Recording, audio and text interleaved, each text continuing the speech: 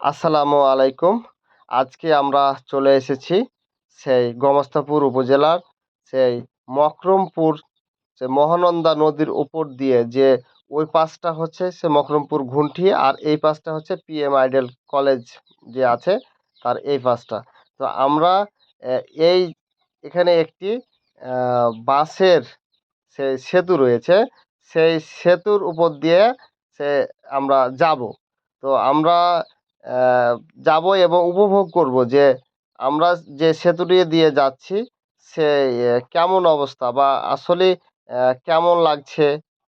তো দারুণ একটি জায়গা। সে জায়গাটা আমরা আহ, সেই মোটরসাইকেল যোগে ওই পার হলাম। তো একটু ঝুঁকিপূর্ণ হলেও একটি মজার বিষয়।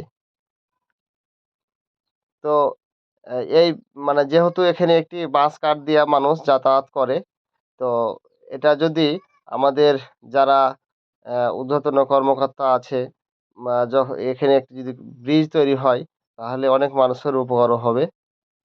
বাট এই জায়গাটা অনেক মনোরম পরিবেশ এবং যে কেউ আসলে যে ঘোরার সময় একটু ভালো একটা মানে মজার ফিল উপভোগ করবে।